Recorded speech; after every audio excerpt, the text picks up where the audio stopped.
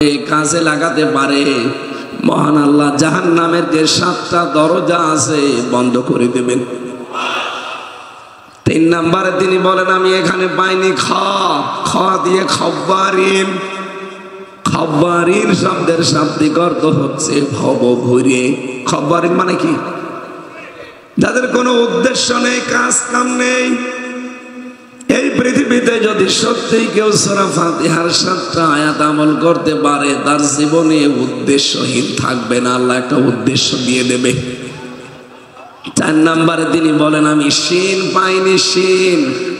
শিন দিয়ে বাংলা অর্থ তিনি নিয়েছেন শাকাওয়া, তার মানে দুর্ভাগা।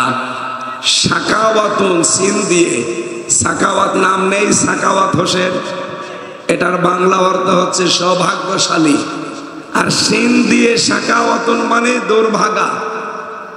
কোন মানুষ যদি সূরা ফাতিহার 7টা আয়াত আমল করতে পারে, মহান আল্লাহ ওর জীবনে দুর্ভাগ্য বলে কিছু দেবে না। দিন যত যাবে ওর ভাগ্য সুপ্রসন্ন হতে থাকবে। বলেন সুবহানাল্লাহ।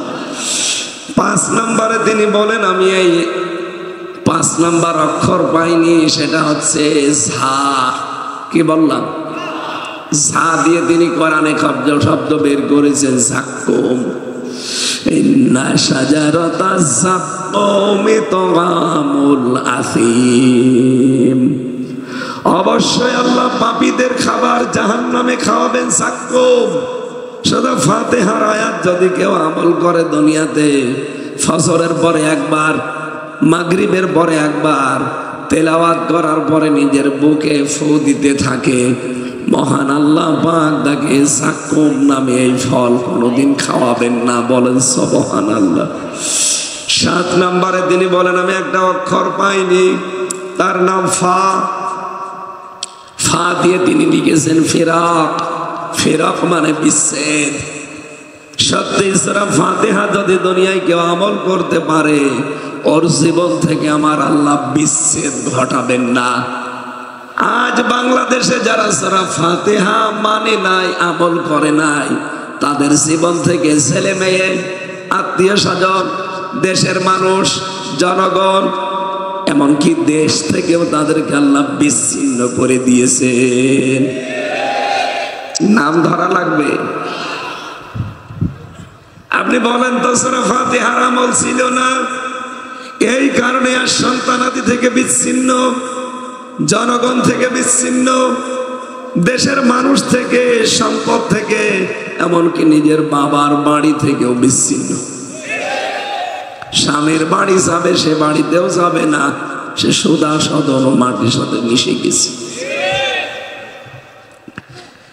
এখান থেকে আমি আপনাকে ইঙ্গিত দিতে চাই, সত্যি যদি সূরা ফাতিহা আপনার জীবনে না থাকে, মহান আল্লাহ আপনাকে দুনিয়ার অনেক কিছু থেকে বিচ্ছেদ ঘটাবেন।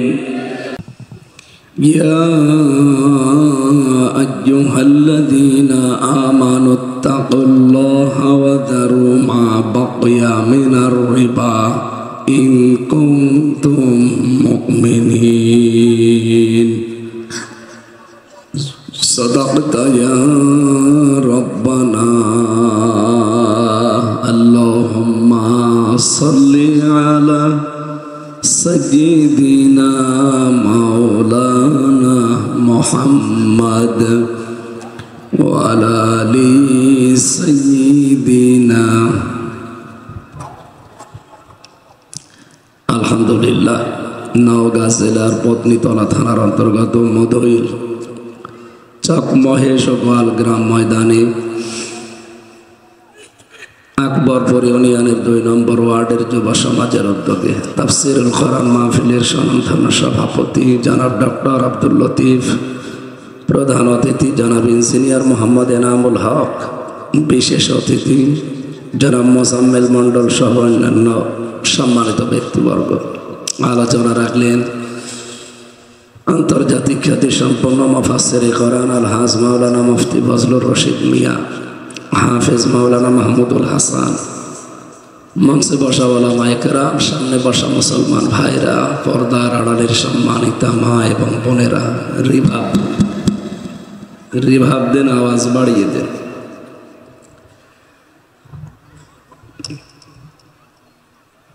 পর্দার আড়ালের মা আর বোনেরা তো বলা যাচ্ছে না, সব এক হয়ে গেছে। সে বাবা শাহজালাল সব হালাল। মেয়েরা যদি আশপাশে কোনো জায়গা থাকে ওনাদের ওখানে গেলেই ভালো হয়। পর্দার বিধান ফরজ তো, এ মানে হেলিকপ্টারের কারণে আমার মনে হয় এটা এখন নফল হয়ে গেছে। না, ফরজ যেটা ফরজের জায়গায় রাখেন। আপনারা নিজেরা হেফাজত করেন। প্রত্যেকের জায়গা থেকে তার চক্ষু এবং মন দুইটাকে যেন আমরা নিম্নগামী করতে পারি। দল মত জাতি বর্ণ ধর্ম নির্বিশেষে আজকের এই অনুষ্ঠান। একটু আগে যিনি কথা বলছিলেন বললেন না যে এখানে অন্যান্য ধর্মের লোকরাও আছে, সুতরাং এটা আজকে শুধু মুসলমানদের অনুষ্ঠান না, এই অনুষ্ঠান সবার জন্য। হাদা বায়ানুল লিন্নাস, মানুষ পদবাচ্চে যারা বিবেচিত সবার জন্য আজকের এই অনুষ্ঠান, ঠিক আছে? যদিও হিন্দু ধর্মের বিভিন্ন অনুষ্ঠান আসলে বাংলাদেশে অনেকে বলে যে ধর্ম যার যার উৎসব সবার, এই কথাটা ঠিক না। ধর্ম যার যার উৎসব তার তার, কিন্তু এইটা তো আর ধর্ম না, এটা আমাদের কোরআনে কারিম প্রচারের একটা মাধ্যম। আর এই কোরআন শুধুমাত্র মুসলমানদের জন্য না, শুধু হিন্দুদের জন্য না, মানুষ যারা তাদের জন্য। কি কথা বলেন না কেন? সুতরাং ধর্ম যার যার উৎসব সবার, এই কথাটা ঠিক না। ধর্ম যার যার উৎসব তার তার, এইটা ঠিক আছে। কথা বোঝেন আমার? কিন্তু আজকের এটা যে উৎসব না, এটা তো ধর্ম মনে করে আমরা পালন করছি না, এটা আমাদের প্রচার মাধ্যম। বাল্লিগু আন্নি ওয়ালাউ আয়া, একটা কথা হলেও মানুষের কাছে পৌঁছিয়ে দাও। এই কথা কিন্তু শুধুমাত্র নবীজি তার যারা মুসলিম দাবি করে তাদেরকে বলেন নাই। বাল্লিগু এটা বহু বচন, পৃথিবীর সব মানুষের ভেতরে আছে। সুতরাং অন্যান্য ধর্মের যারা আমরা দেখি তারাও নবীজির ভালো কথাগুলো প্রচার করে। আমরা যারা মুসলিম দাবি করছি নবীর উম্মত বলে, বলেন আমাদের ভেতরে এই স্পৃহা কত বেশি তৈরি হওয়া দরকার যে একটা কথা হলেও যেন আমি মানুষের কাছে দুনিয়ায় পৌঁছিয়ে দিতে পারি। কারণ এই দায়িত্ব আমি সেই 1400 বছর আগেই পেয়ে গেছি। নবীজি যখন বিদায় হজের ভাষণে শেষ কথা বললেন, আজকে যারা এখানে উপস্থিত আছো, যারা উপস্থিত নেই, কিয়ামত পর্যন্ত তাদের কাছে এই কথাগুলো পৌঁছাতে থাকবা। ওই সময় নবীজি মাত্র কথা বলেছিলেন 27 মিনিট। কয় মিনিট বলেন না কেন? এই 27 মিনিটের কথা 1500 বছর হয়ে গেছে, আজও কেউ কিনারা পায়নি। ছেলে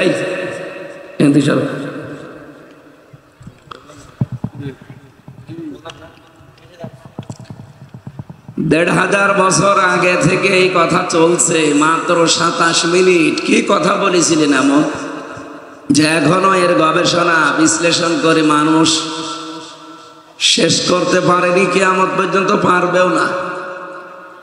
যে কথাগুলো বলেছিলেন ওগুলো যদি আমাদের বাস্তব জীবনে আমরা সেট করতে পারতাম, এই পৃথিবী একটা মিনি জান্নাত হয়ে যেত। আর আমরা ওইটাই তৈরি করতে চাই সামনে ইনশাআল্লাহ। তাহলে আমাদের উচিত হবে যে যতটুকু জানেন, ওই দিন যেহেতু দায়িত্ব পেয়ে গেছে, পরিস্থিতি যত কঠিন হোক এটা প্রচার করা লাগবে। যদি জানেন যে কুল হু আল্লাহু আহাদ, এইটাই প্রচার করবে। কথা বুঝতেছে? তাহলে এইটা শুধু আমির হামজার একা দায়িত্ব যে যেখানে পারেন, এখানে শুধু পুরুষের কাজ না, মহিলাদেরও কাজ। অনেক মানুষ মেয়েরা কিছু প্রচার করলে বলে মেয়ে লোকের এগুলো করার দরকার কি? সূরা তাওবার 70-71 নম্বর আয়াত আপনি খোলেন তো। এখানে শুধুমাত্র পুরুষকে আল্লাহ বলেননি, মহিলাকেও জানিয়েছে। সূরা নাহল এর 14 নম্বর পারা 17 নম্বর পৃষ্ঠার 5 নম্বর লাইনে আছে, নারী হোক আর পুরুষ হোক যদি ভালো কাজ করে সে সওয়াব পাবে। শুধু নারীর জন্য, শুধু পুরুষের জন্য আলাদা কোনো বিধান আছে না। পুরুষ মানুষ রোজা রাখলে মহিলাদের রোজা আদায় হয়ে যাবে, এমন আছে? তাহলে এইটা যদি না থাকে তাহলে আমি যতটুকু জানি প্রচার করব, আমি বেঁচে গেলাম। মেয়েরা যতটুকু জানে তাদের অঙ্গনে তারাও প্রসার করবে, তারাও বাঁচতে পারবে। কথা বলেন ঠিক কিনা? এটা আজ অনেকেই উল্টা দিকে নিয়ে যেতে চায় না। নবীজির কথাকে ভুল ভাল ব্যাখ্যা করার কোনো সুযোগ নেই। যেহেতু দায়িত্ব আমরা ১৫০০ বছর আগে পেয়ে গেছি, যে যতটুকু জানবো, নারী হোক আর পুরুষ হোক, তার অঙ্গনে ওইটা আমরা পৌঁছিয়ে এই দায়িত্ব থেকে কিয়ামতের দিন যেন আমরা জান্নাত পেতে পারি। আজকের এই অনুষ্ঠানটাও ঠিক ওই আদলে আমরা তৈরি করতে চাই ইনশাআল্লাহ। আপনারা জানেন ৩টা বছর আমি জালেমের জেলখানায় ছিলাম। ওরা এমন কোনো টর্চার নেই আমার এই শরীরের উপরে করে নাই।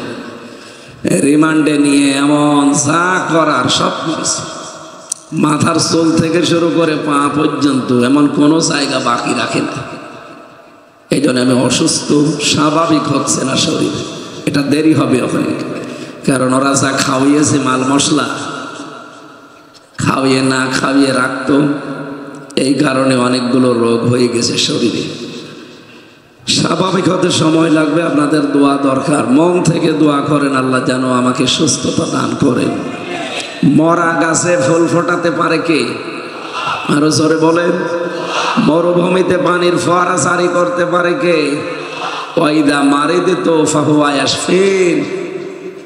আমি যখন অসুস্থ হই, ওই আল্লাহ আমাকে সুস্থতা দান করে। এটা আমাদের জাতির পিতা ইব্রাহিম আলাইহিস সালামের দোয়া। আমাদের পিতার শেখানো দোয়ায় আমরা পড়বো নাকি এখন নতুন নতুন যে পিতা বের হচ্ছে? কত পিতা বের হয় না? সুতরাং আমরা কোনো বাবার শেখানো দোয়া না, আমাদের আসল বাবা যিনি, জাতির পিতা, আল্লাহর ঘোষণা দেওয়া ইব্রাহিম আলাইহিস সালাম, তার দোয়া পড়ছে বিশ্বাস করে। ওয়াইদা মারিদতু ফাহুয়া ইয়াশফিন। আমি যখন অসুস্থ হই, ওই আল্লাহ আমাকে সুস্থতা দান করেন। আপনাদের দোয়া আল্লাহ যেন কবুল করি, আমাকে আগের অবস্থায় আবার ফিরিয়ে দেন, আমার কণ্ঠটা যেন ছেড়ে দেন। বলেন আমিন। যেহেতু সবাই মিলে এসেছি আমরা দল মত নির্বিশেষে কোরআনের কিছু নেওয়ার জন্যে, এই কোরআন আমরা যারা মমিন মুসলমান দাবি করি, আমাদের 7টা কাজ দিয়েছে পড়া কোরআন শরীফে। কয়টা?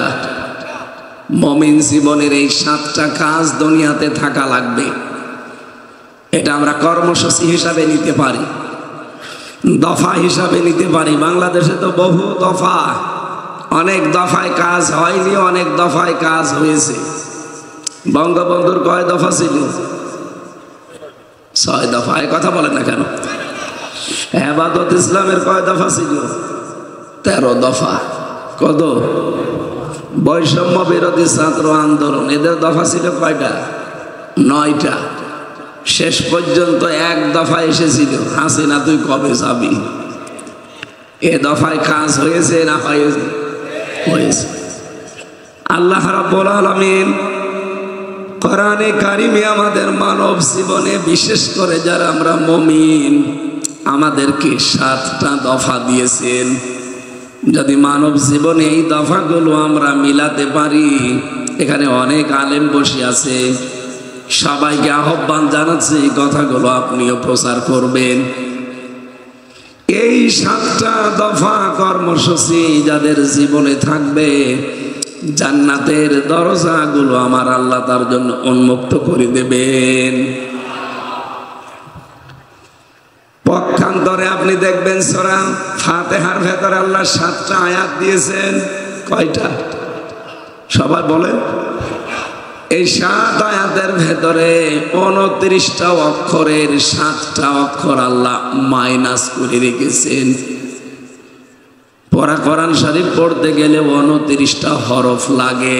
কয়টা? আপনি কি ঘুমাচ্ছেন? এটা ক্লাস চলছে, এটা জবাব দেবেন ছাত্রের মতো। কয়টা? 7টা। বলেন বলেন। এই 7টা আয়াতের ভেতরে আপনি 7টা অক্ষর পাবেন না। এক নম্বরে কোরআনে কারিমের ভেতরে সূরা ফাতিহায় আমার আল্লাহ 29টা হরফই দিয়েছেন, কিন্তু 7টা হরফ মাইনাস করে রেখেছেন। গবেষক যারা চিন্তা ভাবনা করে বের করছে কেন আল্লাহ দিলেন না, এই 7টা হরফ না দেওয়ার পেছনে কারণ কি? হাফেজ ইবনে হাজার আসকালানী রাহমাতুল্লাহ আলাইহি তিনি কিতাব লিখেছেন আল মুনাব্বিহাত, এটার বাংলা করেছে চট্টগ্রামের বাইতুশ শরফের পীর আল্লামা শাহ আব্দুল জব্বার রাহমাতুল্লাহ আলাইহি। উনি এখানে প্রথম যে অক্ষরটা হরফটা পাননি তার নাম হচ্ছে সা। কি বললাম? সা।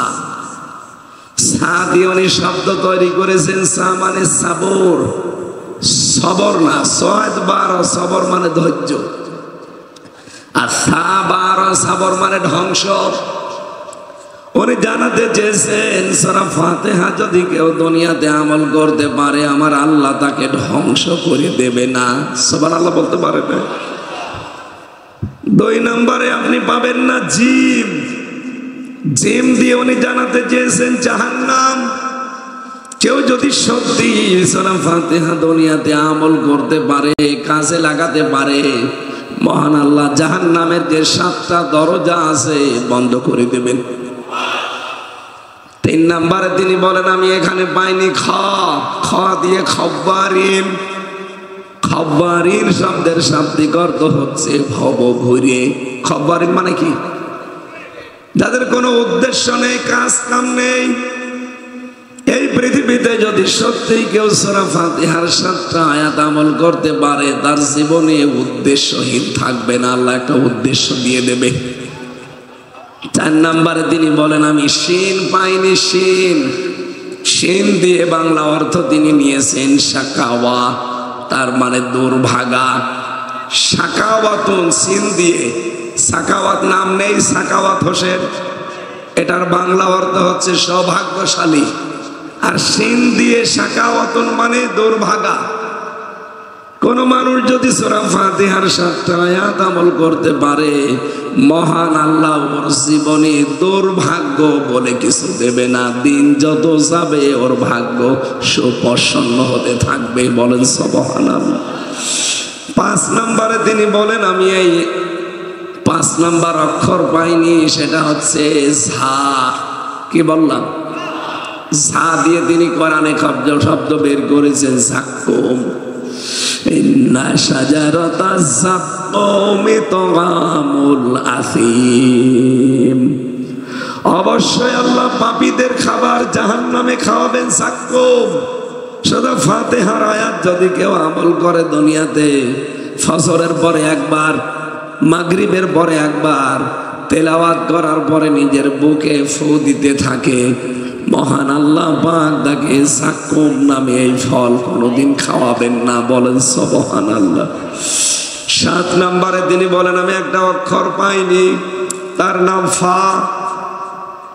ফা দিয়ে তিনি লিখেছেন ফিরাক। ফিরাক মানে বিচ্ছেদ। সত্যি সূরা ফাতিহা যদি দুনিয়ায় কেউ আমল করতে পারে ওর জীবন থেকে আমার আল্লাহ বিচ্ছেদ ঘটাবেন না। আজ বাংলাদেশে যারা সূরা ফাতিহা মানে নাই, আমল করে নাই, তাদের জীবন থেকে ছেলে মেয়ে, আত্মীয় স্বজন, দেশের মানুষ, জনগণ, এমনকি দেশ থেকেও তাদেরকে আল্লাহ বিচ্ছিন্ন করে দিয়েছেন। নাম ধরা লাগবে। আপনি বলেন তো সূরা ফাতিহার আমল ছিল না, এই কারণে আর সন্তানাদি থেকে বিচ্ছিন্ন, জনগণ থেকে বিচ্ছিন্ন, দেশের মানুষ থেকে, সম্পদ থেকে, এমনকি নিজের বাবার বাড়ি থেকেও বিচ্ছিন্ন। স্বামীর বাড়ি যাবে, সে বাড়িতেও যাবে না, সে সুদা সদন ও মাটির সাথে মিশে গেছে। এখান থেকে আমি আপনাকে ইঙ্গিত দিতে চাই, সত্যি যদি সূরা ফাতিহা আপনার জীবনে না থাকে মহান আল্লাহ আপনাকে দুনিয়ার অনেক কিছু থেকে বিচ্ছেদ ঘটাবেন। আশা করি আপনি ইঙ্গিত বুঝেছেন। না বোঝার ভান করে আছেন কারা? হাত তোলেন তো। এখনো বোঝেননি? এদিকে আসেন। এমন জোরে কানের নিচে দেব সব বুঝে ফেলবে। এই বাতাস দাও কি রওশনের সাথে মতো, এই জায়গায় দাও, ওর গলা জমে ঘেমে না যায়। সুতরাং মুমিন জীবনের দফা কয়টা বললাম? 7টা। বলেন বলেন। 1 নম্বরে মুমিনের জীবনে সুদ থাকতে পারবে না, এই দফা হাতে নেওয়া লাগবে। আর এটা নেবে ফেরেশতারা। বলেন, বাংলাদেশে একটা ব্যাংক আছে, এই ব্যাংকে যদিও সরাসরি সুদ নেই, ডাইরেক্ট না থাকলেও ইনডাইরেক্ট আছে।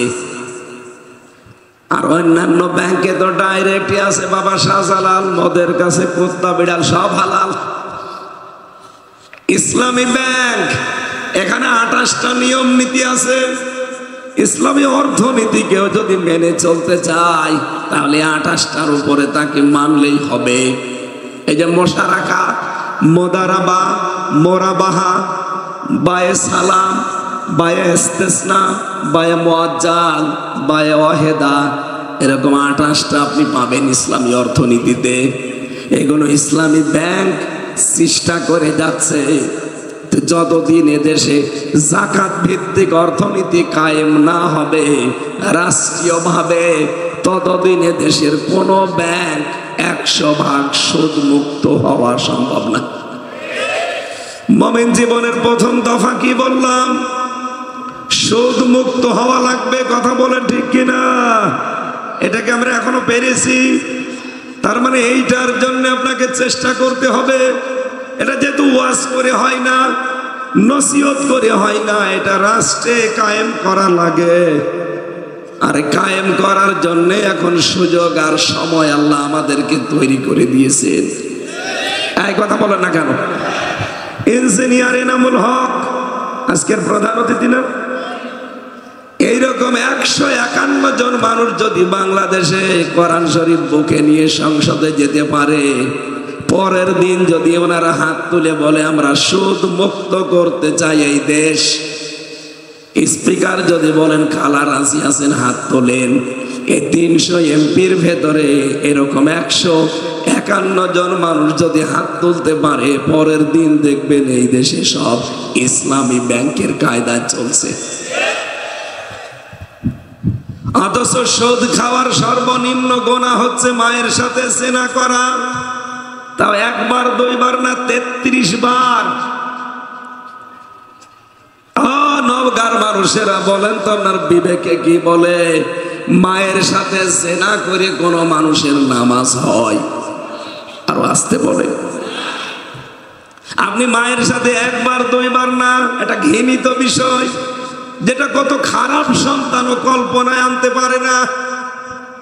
33 বার আপনি জিনা করে আসলেন মায়ের সাথে, আর এখন নামাজে দাঁড়িয়ে বলছেন আলহামদুলিল্লাহি রাব্বিল আলামিন। ফেরেশতারা আপনার দাঁত খুলে ফেলবে। কি করে আসলে তুই? এখন যদি বলেন কই আমি তো করিনি মানে 4 আনা পরিমাণে সুদ খেলে মায়ের সাথে 33 বার জিনা করার গুনাহ হয়, এটা কি নবীজি বানিয়ে বলেছেন? বলেন। আর আল্লাহর কথা তো আরো কড়া। এই যে 278 নম্বর আয়াত সূরা বাকারার প্রথম যেটা পড়লাম, যখন টাকা ফেরত নেবেন 2 বছর 5 বছর পর, তখন 8 থেকে 10,000 টাকা কম নেওয়া লাগবে। 70,000 নেবেন, 10,000 মাফ। এই নিয়ম মানবেন তো? এ শুধু সামিয়ানার নিচে। অনেকে আবার অন্য সিস্টেম আরম্ভ করেছে, টাকা ছেড়ে রাখে। 1,000 টাকা দিলে মাসে মাসে 200 টাকা বেশি দেয় না। এলাকায় শুরু হয়নি? এইটাও কিন্তু জিনা করার গুনাহ হচ্ছে।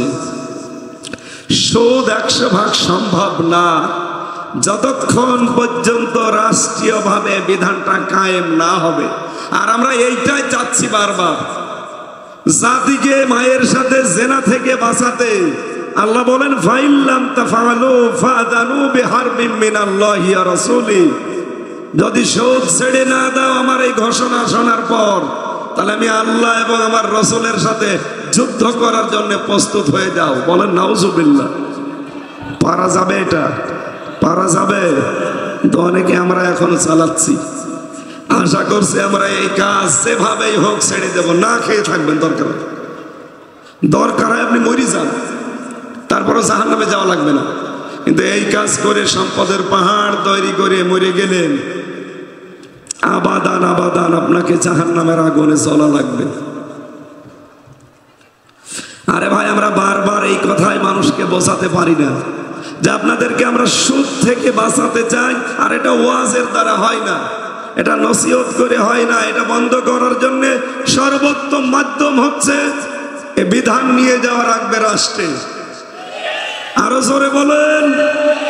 হ্যাঁ, কারো ভেতরে যদি এই ইয়া থাকে যে আমি এমপি হব, মন্ত্রী হব, ওকে ভোট দেওয়া যায় না। ওর উদ্দেশ্য থাকা লাগবে আমি আল্লাহর বিধান কায়েম করব। হ্যাঁ, কথা বলেন না কেন? অনেক দল আছে এই দেশে জোর করে নমিনেশন চায়, আমার দেওয়াই লাগবে। আর অনেক দল আছে নমিনেশন দিতে গেলে কান্নাকাটি করে। হ্যাঁ, কথা বললেন না কেন? আমি কি বেশি বলছি না বানিয়ে বলছি? এটা ঠিক। হ্যাঁ, কিছু কিছু জায়গায় এমন আছে যেখানে দায়িত্ব সেবা নেওয়া জায়েজ আছে। মানে অবস্থা এরকম, সব 2 নাম্বার, দায়িত্ব দিলেই ও আঙ্গুল ফুলে গলা গাছ হবে। এইরকম জায়গায় তখন আপনি নিজে ইউসুফ নবীর মতো দায়িত্ব চেয়ে নিতে পারবেন। হযরত ইউসুফ বলেছিলেন, ক্বালা জাআলনি আলা খাযাইনিল আরদি ইন্নী হাফিজুন আলিম। হে মিশরের বাদশাহ, আপনি আমারে খাদ্য মন্ত্রণালয়ের দায়িত্ব দেন, কোষাগারের দায়িত্ব আমারে দেন। খাদ্যের এই নিরাপত্তা আমি ঠিক করতে পারবো এবং খাদ্য সংরক্ষণ করার বুদ্ধি আমার জানা আছে। সুতরাং দায়িত্ব চেয়ে নেওয়া জায়েজ আছে যদি ওই রকম পরিস্থিতি তৈরি হয়। কথা বোঝা গেছে? কিন্তু আমাদের দেশে তো ওই রকম না, জোর করে নিতে চায়, না দিলে আবার রাগ করে। মসজিদের সভাপতি হওয়ার জন্য যে 5টা গুণ আছে, সভাপতি, সেক্রেটারি, মোতাওয়াল্লি, উপদেষ্টা, এরপরে দায়িত্বে থাকতে হলে মসজিদের বিশেষ করে গুণ লাগবে কয়টা? 5টা। বলেন বলেন। সূরা তাওবার 18 নম্বর আয়াতে আছে। আপনি এইগুলো একটা অর্জন করেননি, জোর করে আমারে মালা পরিয়ে দেন, সভাপতি আমি। কি মনে করেন আপনি নওগাঁ এই পত্নীতলা মসজিদের সভাপতি হলে আপনি জান্নাতে চলে যাবেন? আপনি তো নওগাঁ পত্নীতলা মসজিদের সভাপতি। আবু জেহেল ছিল কাবা শরীফের সভাপতি, তারপরও জান্নাত পেয়েছে, কারণ ওর ভেতরে গুণ ছিল না। কয়টা? আপনি দেখেন তো আপনার ভেতরে আছে কিনা। এখানে যারা মসজিদের সভাপতি, সেক্রেটারি, মোতাওয়াল্লি, ক্যাশিয়ার, যারা উপদেষ্টা সদস্য, দেখবেন তো 5টা গুণ আছে কিনা। ইন্নামা ইয়ামুরু মাসাজিদাল্লাহি মান আমানা বিল্লাহ ওয়াল ইয়াউমিল আখিরি ওয়া আকামাস সালাতা ওয়া আতাজ যাকাতা ওয়া লাম ইয়াখশা ইল্লাল্লাহ। 1 নম্বরে তারা আল্লাহর প্রতি ঈমান আনবে, এটা আমাদের আছে। আপনারা ঘুমাচ্ছেন? আল্লাহর প্রতি ঈমান এটা আছে আমাদের, আছে। অথচ আল্লাহর উপরে ঈমান আনতে হলে একটা কাজ করা লাগে। এই দেখেন তো, এদিকে তাকান। ফামাই ইয়াকফুর বিত্তাগুত ওয়া ইউমিন বিল্লাহ। কেউ যদি আল্লাহর প্রতি ঈমান আনতে চায়, তার প্রথম কাজ হবে সে যেন তাগুত ছেড়ে দেয়। কি ছাড়বে? ফাকাদ ইসতামসাকা বিল উরওয়াতিল ওয়াসকা লা ইনফিসামা লাহা। তাগুত ছেড়ে দিয়ে যদি ওই নারী পুরুষ ঈমান আনতে পারে, ঝড় ঝাপটা যতই আসুক তার ঈমানের এই রশি ছিঁড়ে যাবে না। বাংলাদেশের দিকে তাকান, যারা তাগুত ছেড়ে দিয়ে ঈমান এনেছিল, এ মানুষগুলোর উপরে বহু ঝড় এসেছে, এক চুলও বাতিলরা তাকে টলাতে পারেনি। এই যে ঠাকুরগাঁও জেলার একটা সন্তান দেলাওয়ার হোসেন, শিবিরের সাবেক সভাপতি, নাম শুনেছেন? রিমান্ডে 57 দিন ছিল। কতদিন? এই রড, এই যে তার গরম করে লাল করে ওর লজ্জাস্থানে ঢুকিয়েছিল। ওর রিমান্ডে যারা ছিল, আমার রিমান্ডে ওই একই অফিসার ছিল, হিন্দু, সঞ্জয় দত্ত। এই শয়তান আমারে বলছিল যে দেলাওয়ারকে আমরা এই করেছিলাম। এরকম একটা চেয়ার আছে, এই চেয়ারের সাথে হাত এভাবে লাগিয়ে হ্যান্ডকাপ দিয়ে আটকিয়ে দেয়, পায়ের সাথে বেড়ি লাগিয়ে দেয়, গলার সাথে একটা ফিতা বেঁধে দেয়, চোখ কালো কাপড় দিয়ে বেঁধে দেয়। এই হাত আর পা তো যেহেতু বাধা আছে, এমন একটা মেশিন ওদের কাছে আছে, ওই মেশিন নিয়ে এসে একেবারে খাপের খাপ সেট করে দেবে, হাতের সাথে পায়ের সাথে সেট করা। শুধু সুইচে চাপ দেবে, আস্তে করে আপনার হাতে পায়ের এই নখগুলো খুলে চলে যাবে। শুনতে যত সহজ মনে হচ্ছে, এটা কি অত সহজ? আপনার করি তো একটা সুইচ টিপ দিলে কখন যে নখগুলো খুলে চলে, আমি নিজে দেখেছি, ওই মেশিন আমারা দেখিয়েছি। বলছে আমরা দেলাওয়ারের শফিকুল ইসলাম মাসুদের এইভাবে নখ খুলে নিয়েছি। নখ খুলে নেওয়ার পরে তো ফিনকি দিয়ে রক্ত বের হয়, তখন ওই জায়গায় লবণ দিয়ে দেয়। তা ওই যে মোটা লবণ না, পাতলা মিহি, যে ওই যে মোল্লা সল্ট আছে না, মোল্লা সল্ট দেখেছেন কিরকম মিহি, একেবারে গুঁড়া, হলুদের গুঁড়ার মতো। মোটাটা দিলে অত চলে না, কাঁটা জায়গায় মোটা জিনিস দেবেন, চলবে না। ওইরকম পাতলা লবণ লাগিয়ে দেন, দেখেন কি হয়। বলছে নখগুলো যখন এক টিপ দেওয়ার পরে খুলে চলে যায়, মেশিন এমন কায়দায় সেট করা, 5 আঙ্গুলে একবারে খুলে যাবে। তখন ওই পাতলা মিহি লবণ ওর উপরে ছিটিয়ে দেবে, আর হাত পা গলা যেহেতু বাঁধা আছে ফিতা দিয়ে, শুধু সুইচ একবার টেপবে। এ চেয়ার 1 মিনিটে 120 বার ধরবে। আপনি মনে হয় যে দুনিয়া 10টা দেখছেন। বলেন তো, আমি বলতে যত সহজ মনে আছে, আমি কিন্তু পার করে এসেছি এগুলো। আমারও চেয়ারে বসিয়েছিল, আমার মাথায় দড়ি দিয়ে টাঙিয়েছিল 11 ঘন্টা। এই যে বলছি যা সহজে, এটা আমারই এখন শরীর শিউরে ওঠে, অথচ আমি এগুলো সব ফেস করে এসেছি। এমন কোন টর্চার নেই আমার পা থেকে মাথার চুল পর্যন্ত ওই শয়তানরা যা করে না, প্রত্যেকটা করছে। এটা আমার শরীর নষ্ট হয়ে গেছে এই কারণে। বলেন, আমি এতক্ষণ যা বলছি, এটা শুনতে যেমন একেবারে সহজ মনে হচ্ছে, পানির মতো, এটা কি বাস্তবে অত সহজ? বলেন, এই যে হাঁটু বিভিন্ন 360টা জোড়া দেওয়া আছে আমাদের শরীরে, কত? 360টা হাড়ের জোড়া দেওয়া আছে। ডক্টর শফিকুল ইসলাম মাসুদের এই 300 জায়গায় 60টা জায়গায় ওরা পিটিয়েছে লোহার হাতুড়ি দিয়ে, সব গুঁড়ো হয়ে গেছে। দেলাওয়ার ভাইয়ের যখন ওই তার গরম করে ঢোকায় লজ্জাস্থানে, ওনার পুরুষাঙ্গ নষ্ট হয়ে গেছে। পরবর্তীতে চিকিৎসা করে আল্লাহ আবার ফেরত দিয়েছে। এই যে বগুড়াতে বিয়ে করেছে, এখন আবার ছেলে মেয়েও হয়েছে। এত অত্যাচার করার পরে বাংলাদেশের ইতিহাসে এত রিমান্ড কেউ দুনিয়ায় খাটেনি। 57 দিন, কতদিন? আমি 10 দিনেই কাহিল হয়ে গেছি, আর একটা 57 দিন ছিল। এই কঠিন পরিস্থিতিতে জালেমরা তাদেরকে এক চুলও নড়াতে পারে না। এই কথা বলে না কেন?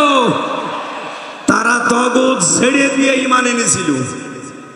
বাংলাদেশে অনেক আলেম আছে, অনেক পীর আছে, এরাও ঈমান এনেছে, কিন্তু তগুত ছেড়ে না দিয়ে। এই যে বাংলাদেশের জাতীয় মসজিদের সাবেক ইমাম রুহুল আমিন নৌকা মার্কা নিয়ে দাঁড়িয়েছিল। বলেন তো, এই লোকটা কি ঈমান এনেছিল তগুত ছেড়ে দিয়ে, না তগুত সাথে করে? এই জন্য এখন আর ঈমান টিকিয়ে রাখতে পারে না। ঝড় শুধু পাল্টিয়েছে, পালিয়ে চলে গেছে। এদেশে বহু পীর এরকম ছিল না? এই এলাকার বহু আলেম এরকম খলস পাল্টিয়েছে। আলেমদেরই যদি অবস্থা হয়, আমরা যারা সাধারণ জেনারেল মানুষ, আমাদের ঈমান তো কবে চলে গেছে, সে রাজশাহী পার হই। এই জন্য ঈমান আনতে হলে আগে তগুত ছাড়া লাগবে। কথা বলো। তাগুত ছেড়ে ঈমান আনতে পারলে জীবনও আপনার ঈমান কেউ টলাতে পারবে না, সে নারী হোক আর পুরুষ হোক। এই যে ডক্টর আফিয়া সিদ্দিকা আমেরিকার জেলখানায় বন্দী ছিল, একজন ডক্টর, কোরআনের হাফেজা, 14টা বিষয়ের উপরে তার ডক্টরেট ডিগ্রি, এত বড় শিক্ষিত একজন মেয়ে লোক, আমেরিকা তারে বন্দী করে রেখেছিল। এমন কোন দিন নেই কমপক্ষে 10 জন এই হায়নারা তারে ধর্ষণ করে নাই।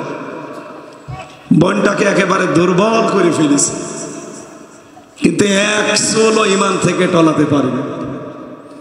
আমি জেলখানায় বসে একটা বই পড়েছিলাম, কারাগারে রাত দিন, জাইনাব আল গাজালি, একটা মেয়ে লোক। আমি 7 বার পড়েছি বইটা। একটা মেয়ে লোকের ঈমান যে এত শক্ত হতে পারে, এটা পড়তাম আর নিজেকে একটু সাহস জোগাতাম যে আল্লাহ, আমি একটা পুরুষ মানুষ, একটা মেয়ে লোক যদি এরকম কঠিন পরিস্থিতি ফেস করতে পারে, আমার কি হয়েছে, আমিও পারবো ইনশাআল্লাহ। এই জন্য ওখানে 24 ঘন্টা তালা লাগিয়ে রাখতো আমারে। তো মাঝে মাঝে মানুষ হিসাবে আমারও দুর্বলতা আসতো, কিন্তু এই বইগুলো যখন পড়তাম দেখতাম না, দুর্বল হলে চলবে না। একটা মেয়ে লোক যদি এত কঠিন পরিস্থিতি সামাল দিতে পারে, আমি একজন পুরুষ মানুষ পারবো না মানে? তারপরও কঠিন হইতো। আমার তো যোগাযোগ বিচ্ছিন্ন। 2 নম্বরে 24 ঘন্টা ফাঁসির কন্ডেম সেলের ভেতরে তালা লাগিয়ে রাখত। এরপরে যে সিসি ক্যামেরা দেওয়া, আমার সাথে কেউ যেন কথা না বলে। বলেন তো, আমি একটা ছোট মানুষ, কয় বছরই আমার বয়স হয়েছে, এখনো নবুয়ত পাওয়ার বয়সও হয়নি, আমি 33 বছর বয়স। তাহলে ওই সময় ছিল 30 বছর। এইরকম কঠিন করার পরে ওরা বলেছিল যে যা যা বলছি এই 10টা পয়েন্ট শুধু আদালতে যে বলবেন, আপনাকে ছেড়ে দেবেন না, এই মিথ্যা কথা আমি বলতে পারবো। শেষ পর্যন্ত বলেছিল যদি না বলে আপনার বউ তুলে নিয়ে আনবেন, তুলে নিয়ে আসেন। তারপরে এই মিথ্যা কথা বলা সম্ভব না, এই কারণে আমার 3 বছর রেখে দিয়েছে। তাছাড়া আমি সে 3 দিন পরে কিন্তু বের হয়েছিল। একদিন বই চাইলাম যে ভাই সারাদিন বন্দি করে রাখেন, কারোর সাথে কথা বলতে দেন না। দেবদুলাল ওরে বললাম যে একটা বই নিয়ে এসে দেন, একটু পড়ি।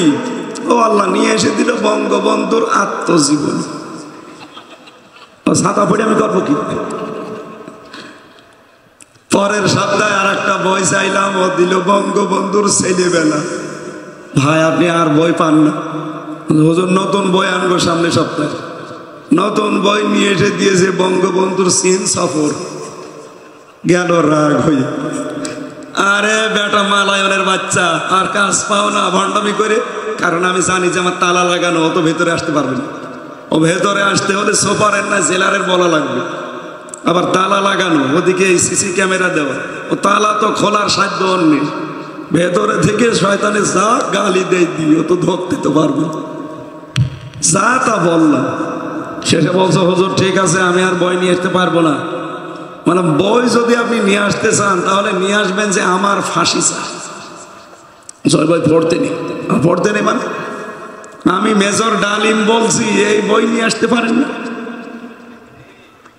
পরে এক মুসলমান আশরাফুল এক কারারক্ষী আমার ভাগ্যে পড়লো, তারে বললাম যে ভাই এই যেখানে নাম লেখা থাকে, বললাম আপনি অন্তত তো মালায়ন না, আপনার তো অন্তত যাই হোক ঈমান আছে, আপনি আমার একটু 2টো তাফসির নিয়ে এসে দেন তো।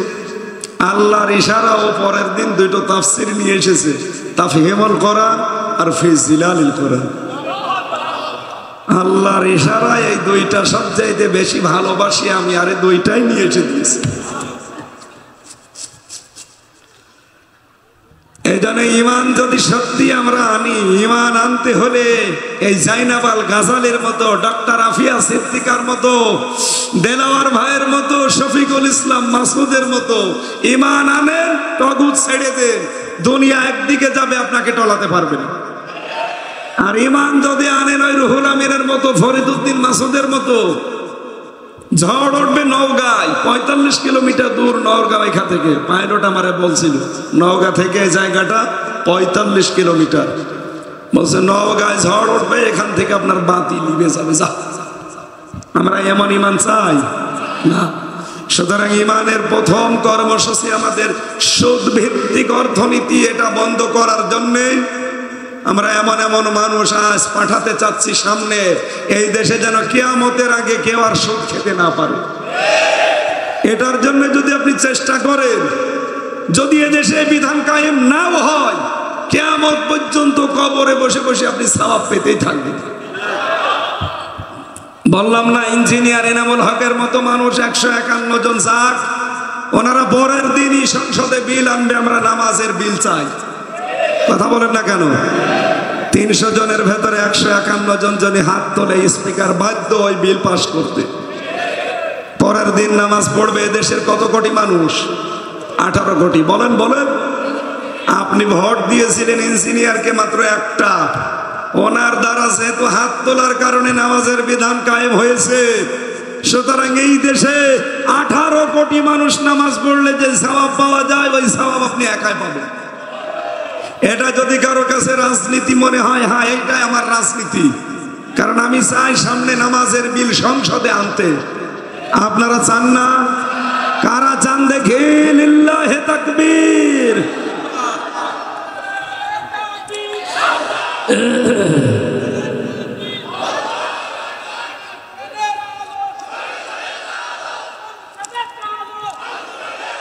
আলহামদুলিল্লাহ, আমরা মমিনের 2 নম্বর কর্মসূচি বলছি। এদিকে তাকান, 2 নম্বরে মুসলমান না হয়ে মরা যাবে না।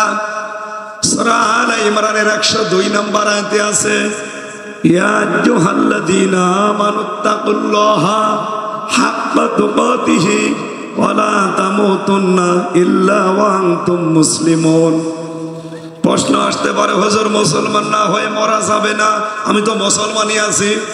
বিশ্বাস না হলে দেখেন, আগা কাটা আছে। আরে ভাই, আগা তো ছাগলেরও কাটা আছে।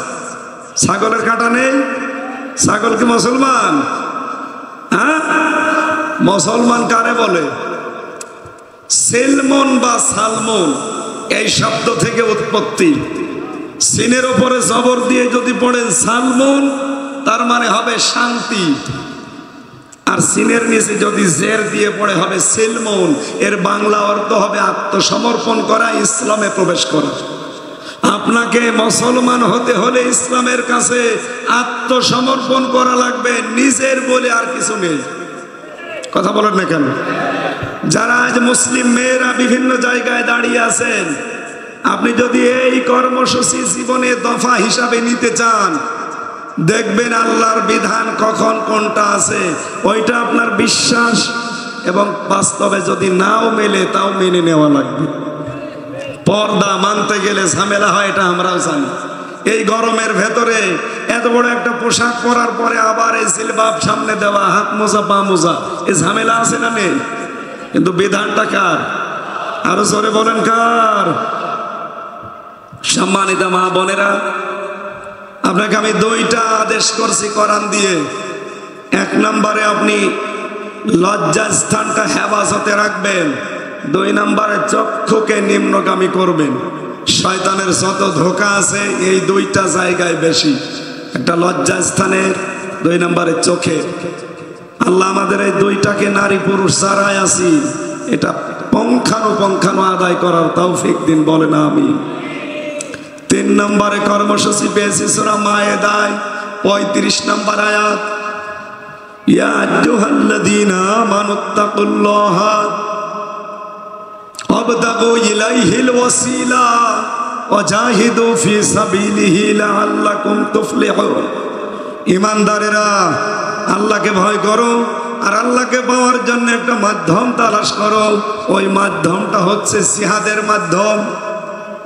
অনেক পীর আছে বাংলাদেশে ভণ্ড, তারা ওয়াবতাগু ইলাইহিল ওয়াসিলার ব্যাখ্যা করে আল্লাহকে পাওয়ার জন্য পীর ধরো, অথচ ওয়াসিলা শব্দের অর্থ 3টা। কয়টা?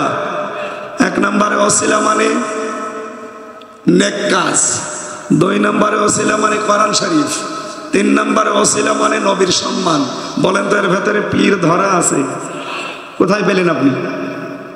এখানে ওয়াসিলা কোনটা ধরবেন আল্লাহ তার পরের শব্দ দিয়েছেন, ওয়াজাহিদু ফি সাবিলিহি লাআল্লাকুম তুফলিহুন। আল্লাহ আল্লাহর রাস্তায় জিহাদের মাধ্যমে ওসিলা ধরো। আর এটা বাংলাদেশে এখন ফরজ হয়ে গেছে। আজ যে অশান্তিগুলো চলছে, বিশেষ করে এই যে গাজীপুরের সাবেক অবৈধ মেয়র জাহাঙ্গীর ও ঘোষণা দিয়েছে বাংলার মানুষকে আমরা রাতে নির্ধারিতভাবে ঘুমাতে দেব না।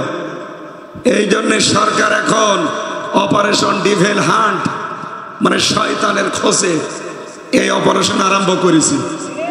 গতকালকে থেকে আরম্ভ হয়েছে। আপনারা দেখতে পাচ্ছেন জালেমদের দৌড় এখন কিভাবে চলছে। আমার মনে হয় এই জিহাদ বাংলাদেশে এখন চালু থাক, কোন শয়তান যেন সামনে বিশৃঙ্খলা তৈরি করতে না পারে। এটার জন্য 18 কোটি জনগণ এখন সব এক হয়ে যাওয়া লাগবে। আগামী থেকে কোনো বিশৃঙ্খলা বাংলাদেশের মাটিতে আমরা হতে দেব না। এটা আমাদের কর্মসূচি। এই কথা বলেন না কেন? এই কর্মসূচি যে বাধা হয়ে দাঁড়াবে ওইটাকেই পেড়ে ফেলবে। কারণ এদেশে বিশৃঙ্খলা আর কাউকে করতে দেওয়া হবে। বুবুজান ওখানে বসে বসে শুধু উস্কানি দেয়, আর এখানে কিছু পাগল আছে খালি লাফায়। আরে বেটা, যারা পালিয়ে যায় তারা আজ পর্যন্ত পৃথিবীর ইতিহাস কেউ ফিরে আসেনি। আশরাফ ঘানি ফিরে এসেছে, এই কথা বলেন না কেন? বাশার আল আসাদ ফিরে এসেছে, শ্রীলঙ্কার ওই লোক ফিরে এসেছে। এই যে ভারতবর্ষের পালিয়ে গিয়েছিল লক্ষণ সেন 805 বছর আগে ফিরে এসেছে। ও আপা গেছে, আপা আসবে না, আর আসলেই দড়ি নেওয়া লাগবে। কারণ 275টা মামলা তার। কোনটা থেকে অব্যাহতি নেবেন? আর সবগুলোর ভিডিও আছে। আল্লামা সাইদিকে আপনি ধর্ষণের মামলা দিয়েছিলেন আন্দাজে। যেই মহিলাকে ধর্ষণের মামলার আসামি সাজিয়েছে ভিকটিম, ওই মহিলাকে অ্যাডভোকেট তাজুল ইসলাম জিজ্ঞাসা করছে হাইকোর্টে যে মা, আপনাকে মাওলানা সাইদি ধর্ষণ করেছে? বলছে হ্যাঁ। তা আপনার জন্ম তারিখ কত? 1975 সাল। ধর্ষণ করেছে কত সালে? 1971। জন্ম তারিখ 75, ধর্ষণ করলো 71। এটা কি রুহের জগতে? তখন বলেছিল মাননীয় আদালত আপনি এটা একটু নোট করেন, এ মহিলা যে মিথ্যা কথা বলছে এটাই তার প্রমাণ। এরপরও যেহেতু বিচার সব ওদের বানানো, বিচারপতি ওদের তৈরি করা। ওই যে কালামানিক, কালামানিক নাম শোনেননি?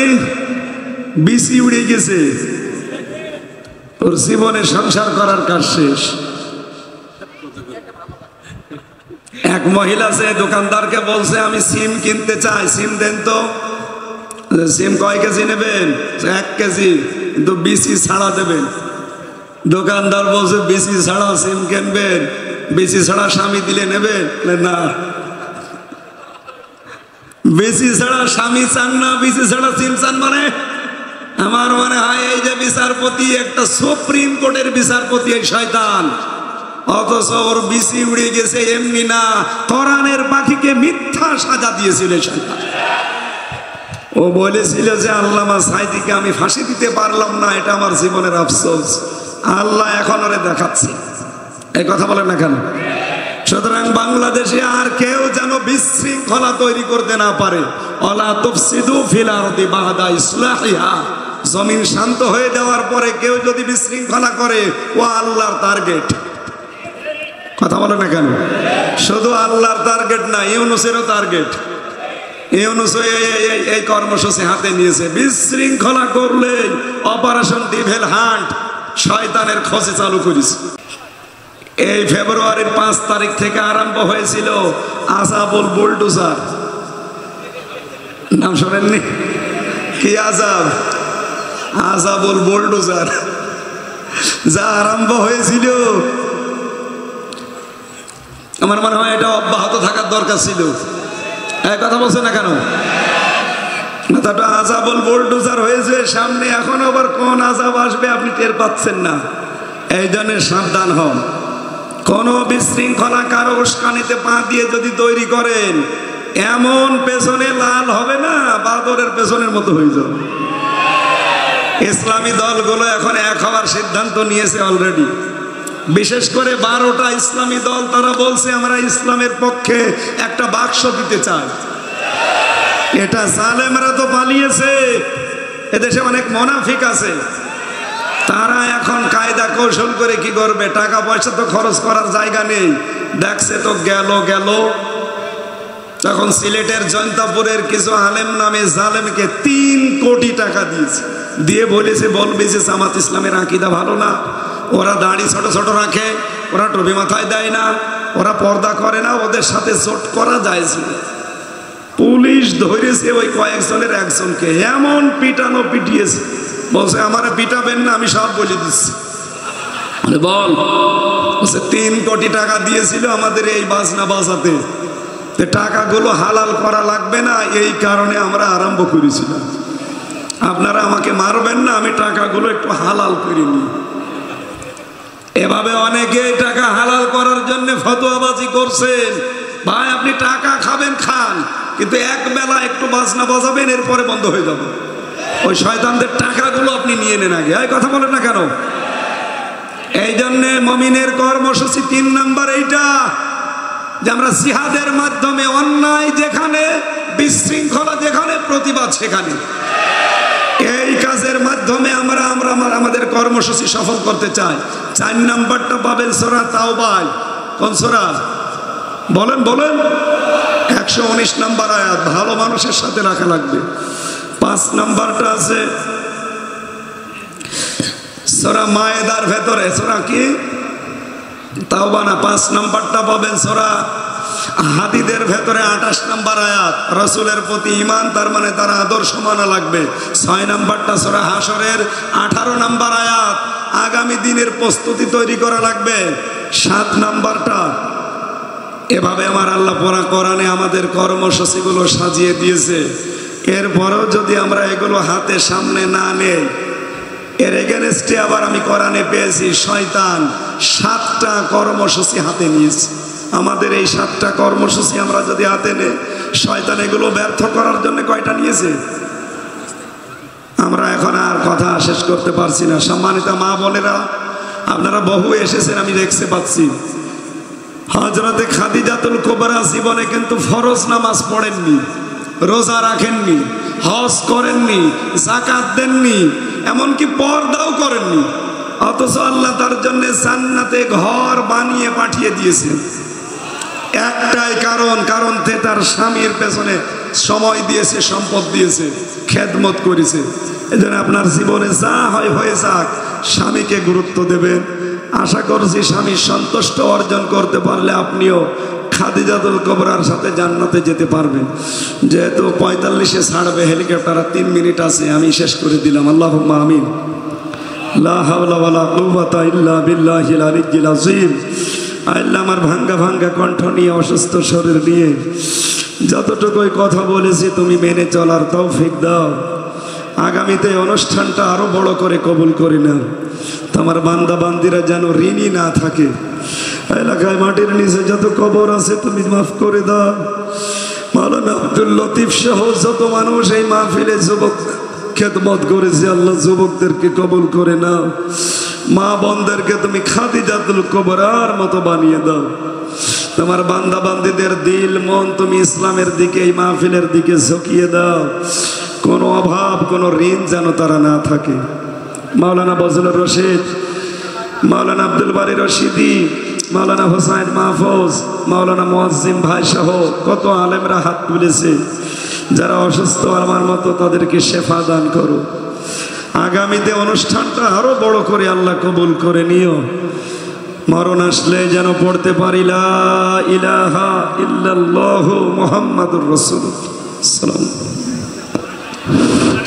সম্মানিত উপস্থিতি, আগামীকালকে আজকের যে প্রধান বক্তা মুফতি আমির হামজা সাহেব, এলাকার ঐতিহ্যবাহী প্রতিষ্ঠান বামইল ইসলামী আলেম মাদ্রাসায়